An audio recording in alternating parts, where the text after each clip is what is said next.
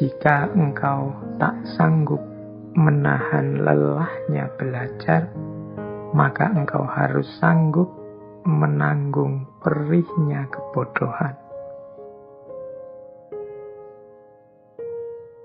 Assalamualaikum warahmatullahi wabarakatuh.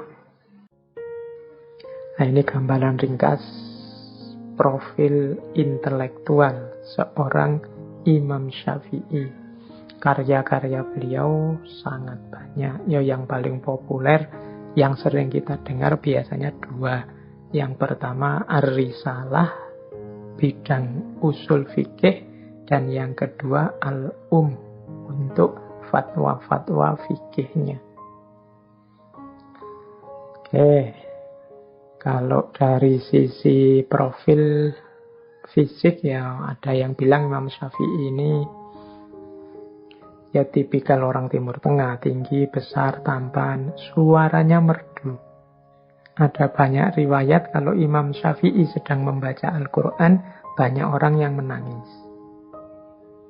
Terus Imam Syafi'i ini orangnya sederhana, jadi berpakaiannya juga sederhana. Sering pakai sorban dengan gaya orang Badui, orang pedalaman. Dan beliau sukanya pakai boot. Jadi sandalnya, sepatunya pakai boot. Menurut beliau ada 4 sumber istimbat hukum. Yang pertama Al-Quran, yang kedua Sunnah, yang ketiga Ijma', dan yang keempat Qiyas. Kalau ini sudah masyhur, teman-teman insya Allah sudah mengerti semua. Jadi untuk menetapkan hukum itu ya ranking awal 1 dan 2 semua madhab itu Al-Quran dan Sunnah. Berarti tidak ada yang tidak menggunakan Al-Quran dan Sunnah. Berarti tidak perlu kita merasa kalau ikut madhab itu berarti meninggalkan Al-Quran dan Sunnah. Wong madhabnya sendiri rujukannya Al-Quran dan Sunnah. Baru kalau tidak ada di 2 sumber itu, diambillah sumber yang ketiga, yaitu ijma'. Ijma' itu kesepakatan para ulama.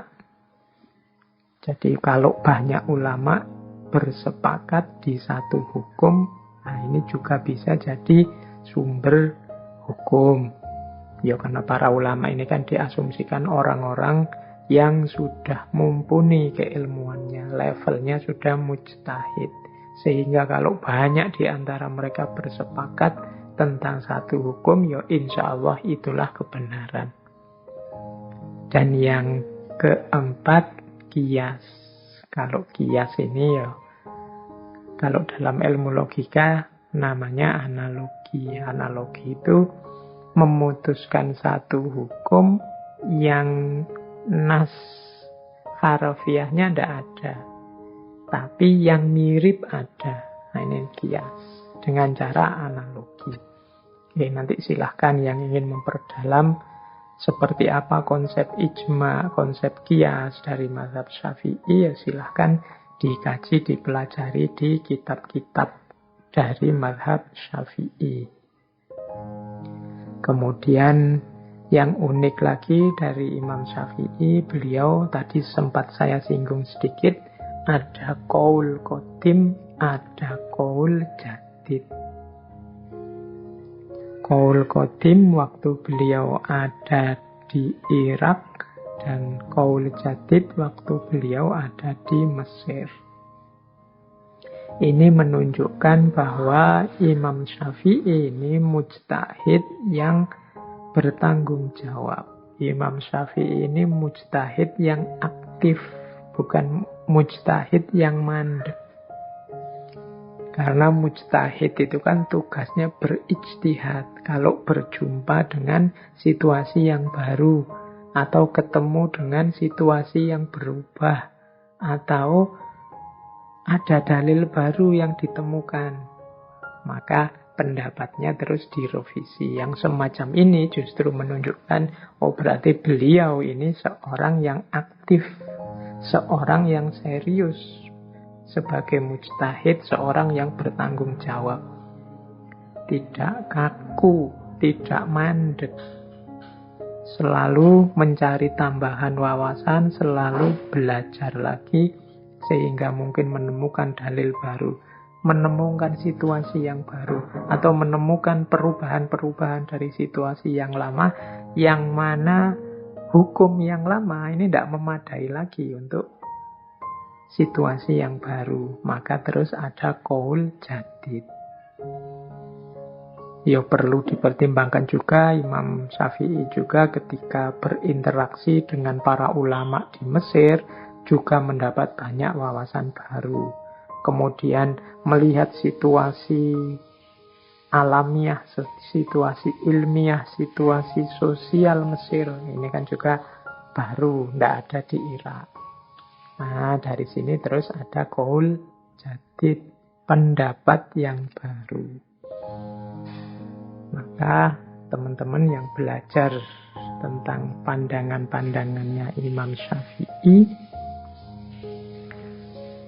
harus melihat sejauh mana pandangan-pandangan ini masuk kategori qaul qadim atau qaul jadid. Oke. Yang khas lagi dari Imam Syafi'i adalah satu cabang keilmuan, ilmu alat dalam dunia fikih yang nanti dikenal sebagai usul fikih.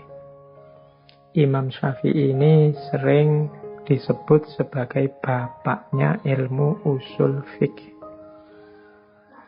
Khususnya dengan karya beliau yang judulnya Ar-Risalah. Jadi kitab ini oleh Imam Syafi'i disusun dengan beberapa pertimbangan. Yang pertama, ya semakin jauhnya jarak dengan kehidupan dengan zaman Rasulullah. Semakin jauh jarak itu kan semakin berbeda situasinya. Semakin harus hati-hati dalam memutuskan hukumnya. Nah, ini maka perlu ada alat, perlu ada cara yang baku untuk istinbat hukum. Yang kedua juga, Islam semakin tersebar kemana-mana, akhirnya berinteraksi dengan banyak bangsa-bangsa yang lain, muncul banyak peristiwa kejadian baru, bahkan banyak istilah-istilah baru yang masuk dalam kosakata bahasa Arab. Nah, ini juga nanti kalau tidak hati-hati, cara memahami nas, memahami teks bisa keliru. Karena banyak kecampur, banyak masuknya istilah-istilah baru. Yang dulu kata ini maknanya apa, kemudian kalau sudah interaksi macam-macam itu kan maknanya jadi macam-macam. Kayak kita di Jawa atau di Indonesia ini kan, dulu kata ini maknanya netral-netral saja, tapi sekarang maknanya, konotasinya jadi berubah ketika situasi berkembang. Nah, ini butuh makanya satu alat yang standar, yang jelas untuk mengistinbat hukum. Kemudian juga yang paling terkenal ya lahirnya kitab Ar-Risalah ini dalam rangka menjembatani mazhab Ahlur Ra'yi di Irak dan mazhab Ahlul Hadis di Madinah. Dua mazhab ini sering berselisih dalam pandangan. Nah, ini kitab yang kita kenal nanti dengan judul Ar-Risalah. Sekarang kita mulai masuk ke ranah hikmah. Bagaimana kebijaksanaan yang bisa kita ambil, hikmah-hikmah yang bisa kita ambil dari nasihat-nasihat, wasiat-wasiat, karya-karya Imam Syafi'i. Kita awali pertama-tama dari satu jargon yang paling terkenal dari Imam Syafi'i, yaitu jika suatu hadis itu sahih maka ia adalah mazhabku. Ini terkenal sekali dawuhnya Imam Syafi'i. Jadi ini menunjukkan ketawaduan beliau, menunjukkan kesadaran beliau bahwa aku ini manusia biasa, sama seperti para ulama mazhab yang lain. Satu ketika ada cerita, di situ juga saya cantumkan dari Imam Al-Humaidi. Jadi satu ketika beliau ini duduk jejer bareng Imam Syafi'i. Terus ada orang datang bertanya tentang satu masalah. Terus Imam Syafi'i menjawab, oh, masalahmu itu sesuai dengan hadisnya Rasulullah, ya jawabannya begini dan begini. Hadisnya ini, Rasulullah menetapkan begini. Nah, terus orang ini kelihatannya kayak tidak puas. Terus bertanya lagi, ya itu kan Rasulullah, kalau pendapatmu sendiri bagaimana? Ini berubah sudah wajahnya Imam Syafi'i. Kemudian beliau berkata, subhanallah, apakah engkau melihatku di gereja? Apakah engkau melihatku di biara? Aku katakan kepadamu, Rasulullah telah menetapkan. Sementara engkau bertanya, bagaimana pendapat? Nah, ini Imam Syafi'i memarahi orang itu. Ya, maksudnya, apa engkau melihatku di gereja itu kan? Mbok anggap aku itu orang Nasrani, Mbok anggap itu aku ini non-muslim, aku ini Islam. Dasarnya adalah Al-Quran dan Sunnah. Sudah aku bilang Rasulullah menetapkan begini. Mengapa engkau masih tanya lagi pendapatku? Nah, kan Imam Syafi'i sudah menyatakan tadi, jika suatu hadis itu sahih, maka ia mazhabku. Berarti itulah pendapatku. Ini yang saya bilang, inilah ekspresi dari ketawaduan, kesadaran seorang Imam Syafi'i. Beliau sadar bahwa dirinya hanya manusia biasa, dirinya punya kekurangan-kekurangan, dan sebagai seorang Muslim, komitmen utamanya adalah Al-Quran dan Sunnah.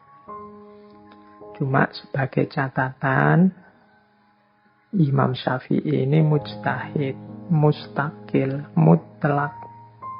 Tidak sama dengan kita.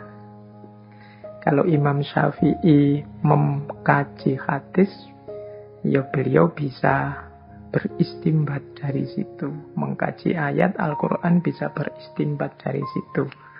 Nah, kalau kita, apalagi teman-teman yang ngaji ini, ya saya tidak jamin.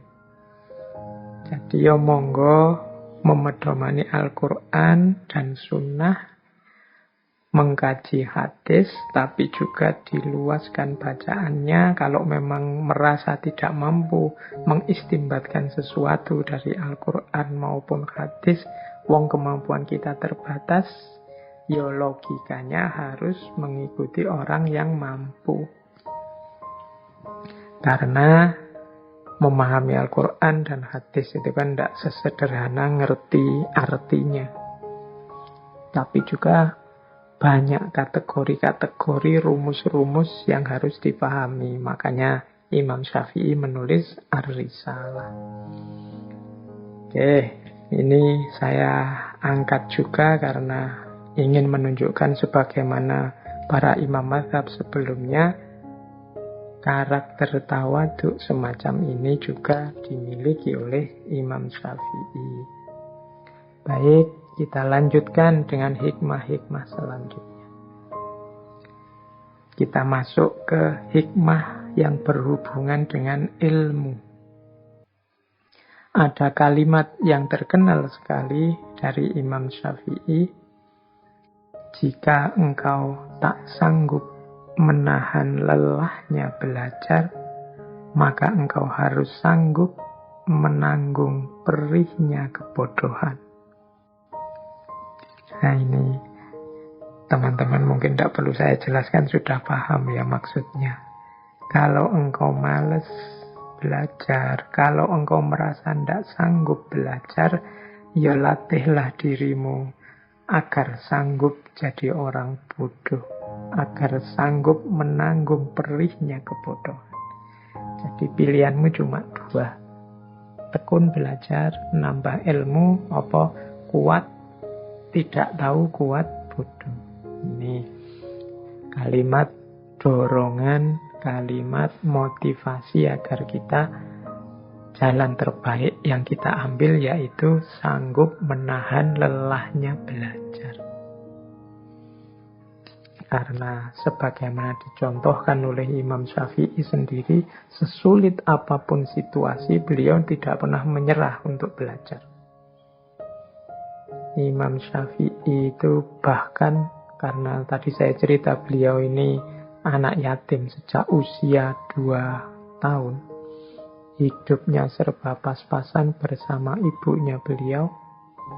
Tapi beliau ini sangat semangat mencari ilmu. Banyak cerita bagaimana Imam Syafi'i menulis ilmunya di atas tulang-tulang. Karena kebetulan rumahnya dekat bukit. Beliau mungkin tidak seperti kita hari ini punya laptop, punya kertas, punya buku. Beliau karena tidak mampu akhirnya ilmunya ditulis di atas tulang-tulang. Kadang-kadang juga ditulis di atas potongan-potongan keramik. Tapi beliau semangat belajarnya, semangat mencari ilmunya, tidak ada tandingannya. Suatu ketika ada orang bertanya pada beliau, bagaimana semangatmu mencari ilmu? Jawabannya Imam Syafi'i, seperti seorang perempuan yang kehilangan anak semata wayangnya. Bisa dibayangkan ya, perempuan yang punya anak tunggal dan anaknya hilang. Oh, itu kan semangat sekali mencari gimana caranya anaknya cepat ketemu. Itu berarti seperti itulah semangatnya Imam Syafi'i dalam mencari ilmu. Oh, ini menurut saya teladan yang luar biasa, yang harusnya mendorong kita menggugah.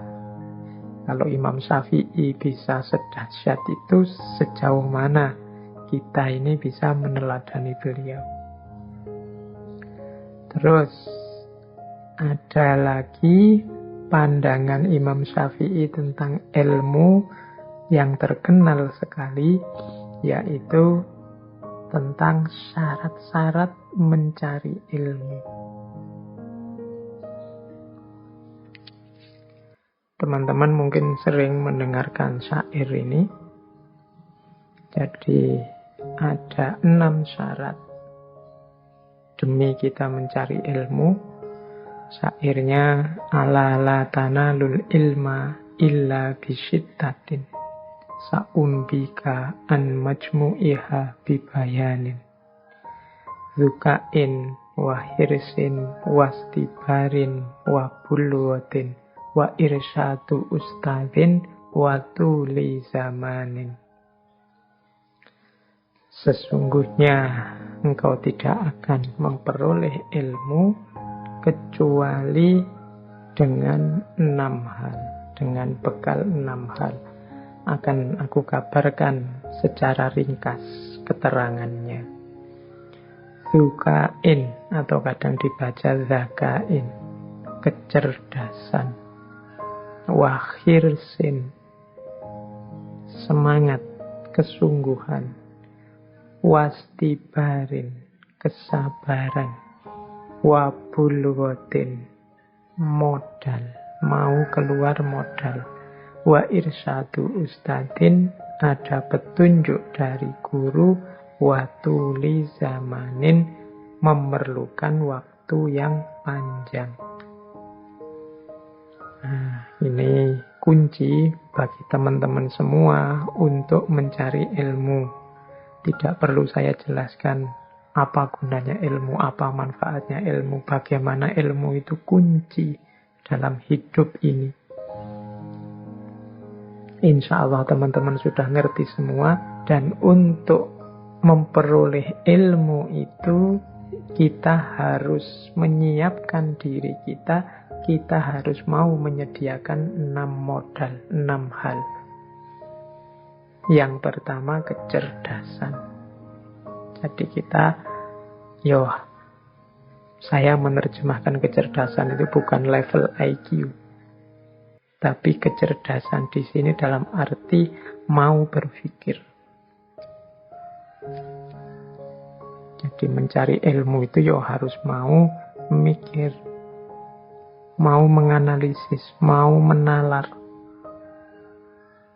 Kemudian khirsin. Khirs itu semangat, sungguh-sungguh, ndak iseng, ndak asal. Tidak menganggap ilmu itu sesuatu yang ya kalau dapat ya nanti dianugerahi dapat ya dapat, kalau dianugerahi ndak dapat ya ndak dapat oleh Allah. Itu serahkan pada Allah, kita dapat apa tidak, tapi kita harus sungguh-sungguh semangat. Setelah itu wastibarin. Wastibarin ini sabar. Ya butuh kesabaran. Tidak terburu-buru. Tidak membaca kitab 1-2. Berguru sekali 2 kali sudah merasa hebat, merasa besar, ingin menaklukkan yang lain. Butuh proses yang panjang. Wastibarin. Harus sabar. Wabulghatin. Perlu modal. Ya modal macam-macam, bisa modal harta, bisa modal tenaga, bisa modal waktu, pokoknya bulughah itu modal. Ya intinya ya modal, harus mau kehilangan sesuatu. Mungkin kehilangan uang untuk beli kertas, kehilangan uang untuk beli alat tulis, kehilangan waktu untuk bermain, kehilangan, itu modal. Terus wa irsyadu ustadzin, petunjuk guru. Jadi ya harus mau belajar dari orang yang lebih ngerti, harus minta petunjuk pada orang yang lebih tahu, lebih mendalami sebelumnya. Itu irsadu ustadzin. Dan watuli zamanin. Watuli zamanin ini waktu yang lama. Jadi ini hubungannya dengan sabar tadi. Butuh waktu. Jangan terburu-buru. Bahkan mencari ilmu itu disebut-sebut sampai ilallah. Minal mahdi ilallahdi, sampai meninggal. Berarti ini proses seumur hidup. Tidak sekedar tulus zaman itu waktu yang lama, tapi sepanjang zaman.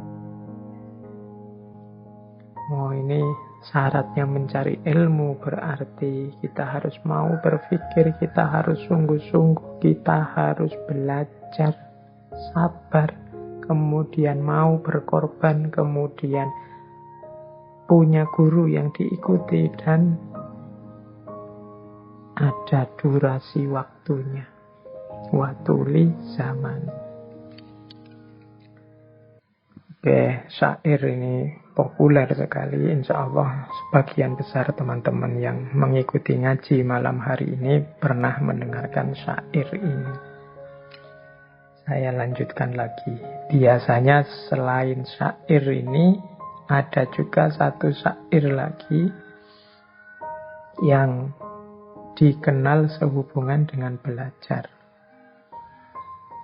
Saya lanjutkan dengan syair selanjutnya, yaitu tentang penghalangnya orang belajar. Syair ini berisi pengaduan Imam Syafi'i kepada salah seorang gurunya, yaitu Imam Waqi'. Nama lengkap beliau Imam Waqi' bin Jarrah. Ini ulama yang dikenal hafalannya sangat kuat. Nah, Imam Syafi'i suatu ketika mengadu.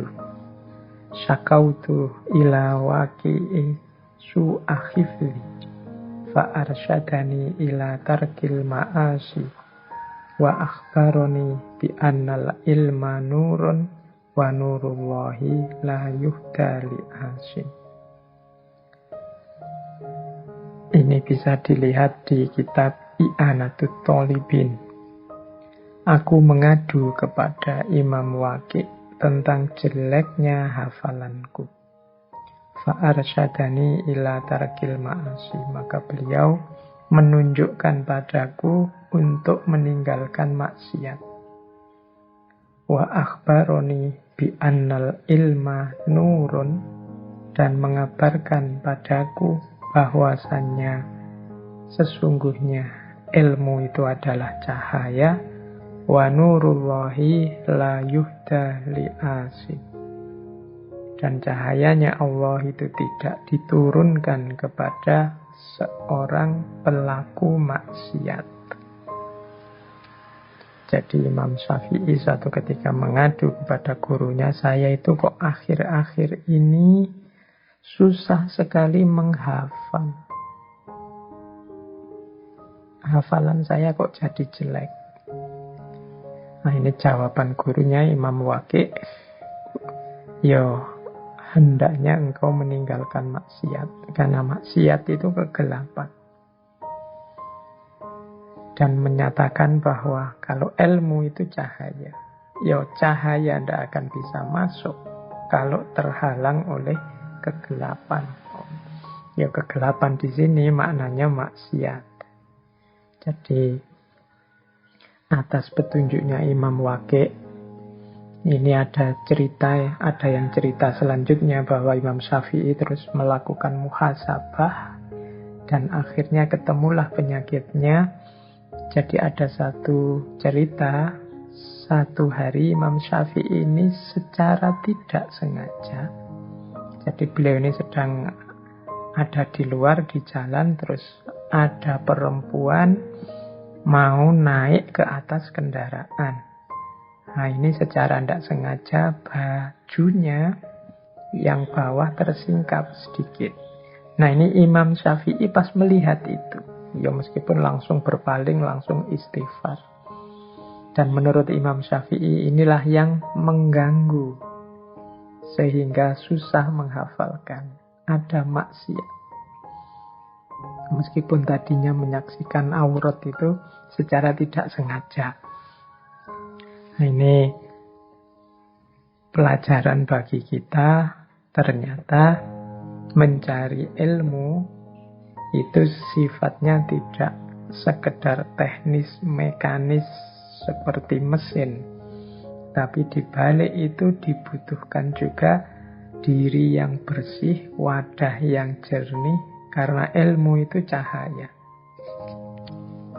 Kalau mekanis, teknis itu logikanya saya baca, saya paham, saya hafalkan, saya ingat, dan logikanya sesederhana itu. Tapi kan tidak.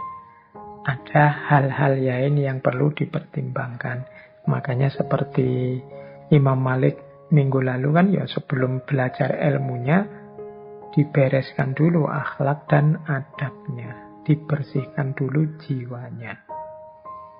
Karena ilmu itu tidak sekedar hafalan, tidak sekedar memasukkan pengetahuan, tapi dia adalah cahaya yang nantinya kita juga punya tanggung jawab untuk mencahayai sekeliling kita.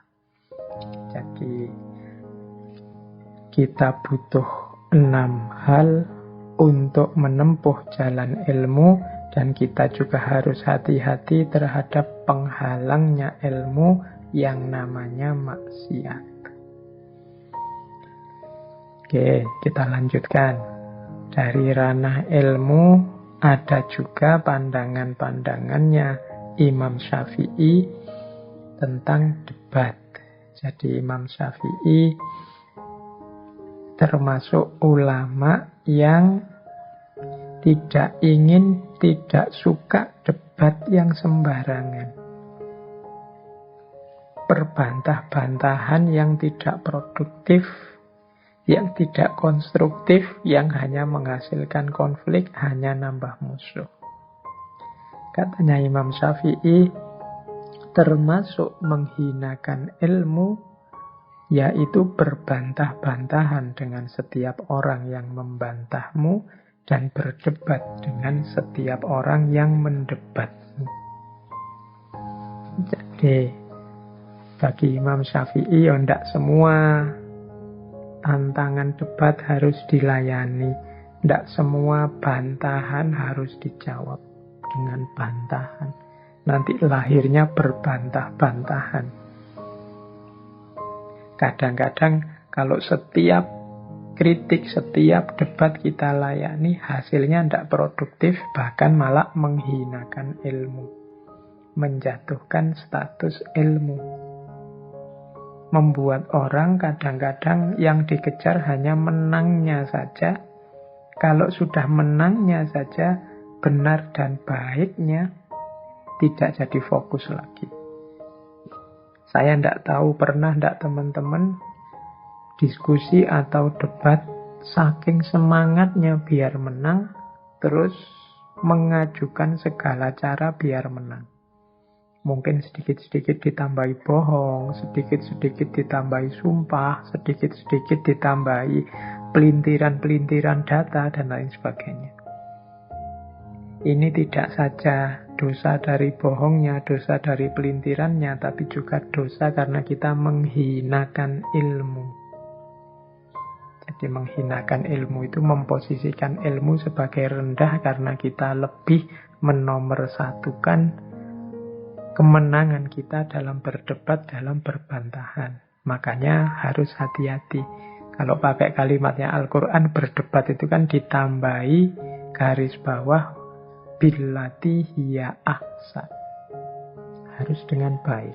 Karena kalau tidak hati-hati, ya mungkin kalian menang berdebat, mungkin kalian menang dalam berbantahan, tapi yang kalian dapat hanya dosa dan kehinaan, karena kalian menghinakan ilmu. Jadi Imam Syafi'i menyarankan ya, tidak semua yang mengajakmu berdebat harus dilayani, harus dilateni. Ikuti dan lakukan debat yang baik, debat yang produktif. Selanjutnya Imam Syafi'i juga menyatakan, aku tidak pernah berdialog dengan seseorang dengan tujuan aku lebih senang jika ia berpendapat salah. Jadi kalau kita memang harus berbantahan, berdebat, berdialog dengan orang, fokus dan tujuannya tetap hanya kebenaran dan ridhonya Allah, bukan menang kalah.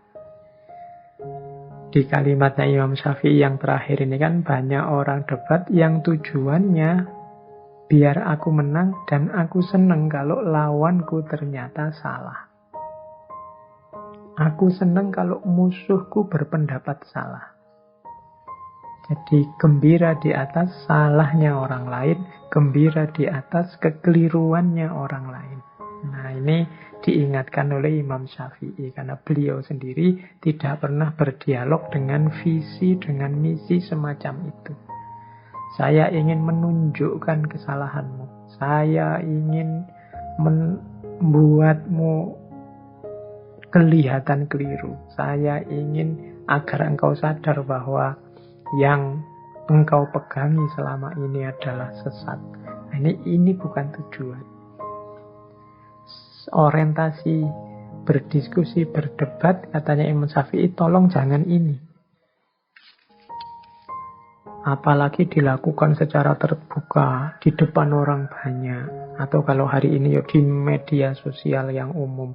Yang ini kan sering seolah-olah memang kita ingin menunjukkan betapa hebatnya kita, betapa lurusnya kita, betapa pinternya kita, dan betapa rendah dan kelirunya orang lain.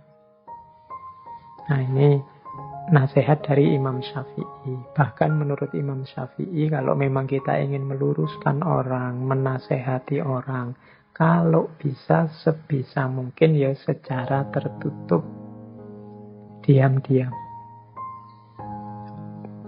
Kata Imam Syafi'i, orang yang menasehati saudaranya secara tertutup berarti ia telah berbuat baik kepadanya dan menghargainya.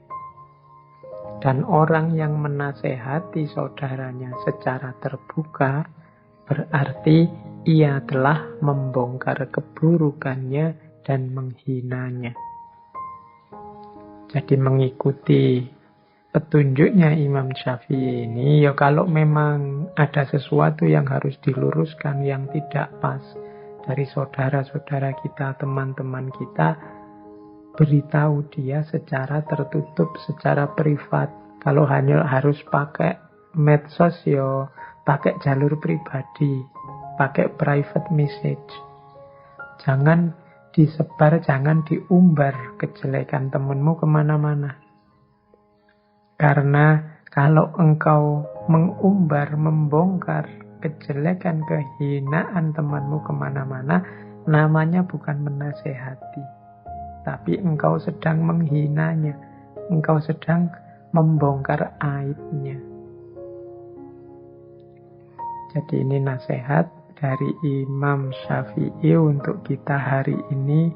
Mungkin ya yang aktif sekali di medsos. Kadang-kadang kita tidak sadar terpancing untuk berbantahan dan berdebat. Pastikan kalau memang harus berbantahan dan berdebat, billati hiya ahsan. Gunakan cara yang baik, bukan cara yang menyakiti. Kadang-kadang kalau kita sudah tidak setuju, apalagi marah sama orang, apalagi tersinggung sama orang, misi kita kan bukan lagi misi kebenaran, tapi gimana teman kita merasakan sakit yang sama, tersinggung yang sama, kecewa yang sama, seperti yang kita lakukan. Jadi kita mengharapkan sakitnya dia, mengharapkan tersinggungnya dia, mengharapkan kecewanya dia. Nah, tujuannya bukan lagi kebenaran. Dan kalau memang ingin menasehatinya ke arah yang lurus, baik dan benar menurut kita, lakukan secara diam-diam. Yang tidak ada orang tahu. Ini lebih mulia daripada kita bongkar-bongkar di depan publik. Ini namanya menghina. Tentang apapun, kepada siapa.